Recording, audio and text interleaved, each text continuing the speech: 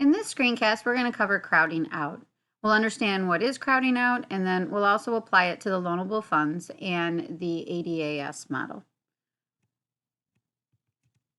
First, I want to look at the ADAS model, and what type of gap do we see happening here? Correct. We have a recessionary gap because our actual output, which is found with the intersection of the SRAS and the AD, is less than our potential, which is found where the LRAS is at the YF. So when we talk about crowding out, we're talking about what the government does to correct for it. And our government with fiscal policy has two tools, government spending and taxation. For government spending, in order to correct for the recessionary gap, the government will increase government spending. This causes an increase in AD, and as we can see there on our ADAS model, this shifts the AD curve to the right. And when you do that, that causes an increase in the price level because now the new intersection of SRAS and AD is at the LRAS. And that also causes an increase in our potential output or real GDP. Another way that the government can correct for a recessionary gap is they can decrease taxes. When you decrease taxes, that increases disposable income, which causes an increase in consumption. And that will then cause an increase in AD, which causes an increase in price level and real GDP. So these are our two tools that the government uses. And Keynes was about the government being involved with fiscal policy in order to correct for a recessionary gap. And with that, we have deficit spending. And so then the question comes up with, well, okay, if that's what's expected during a recessionary gap, how is it that the government pays for the deficit spending? And that's what brings us then to crowding out. Crowding out is when the government borrowing drives up interest rates and it negatively affects gross private investment. So when we talk about where is it that the government is going to get money, that's where we're talking about our financial institutions like the loanable funds market.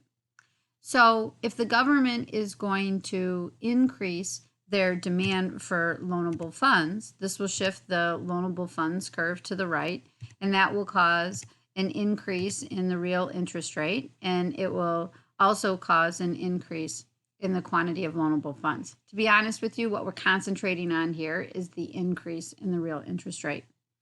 I want to make it clear that the College Board doesn't care if you are talking about changing the demand curve or changing the supply curve.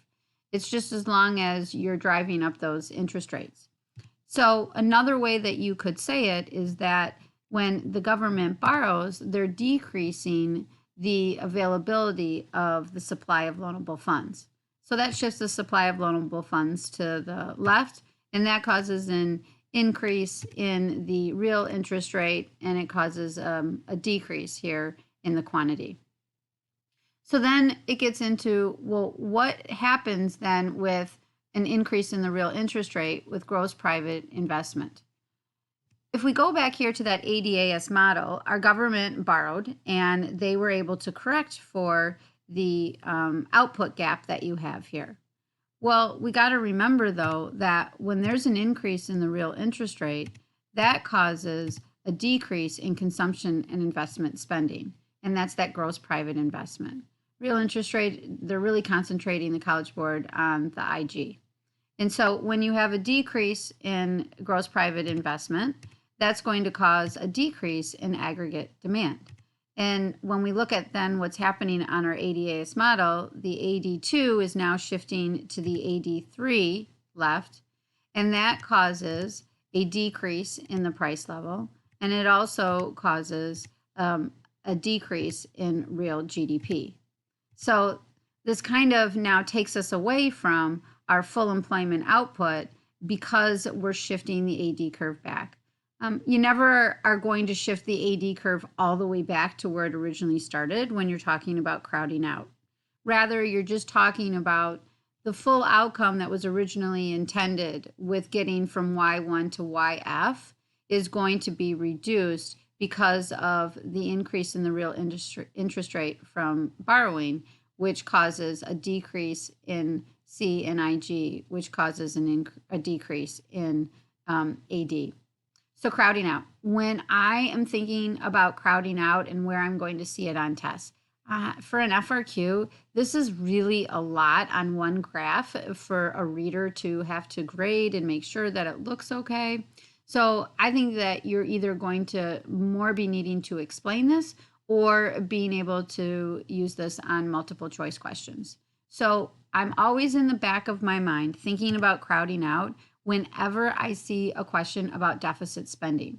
And the deficit spending may be totally about just driving up that AD.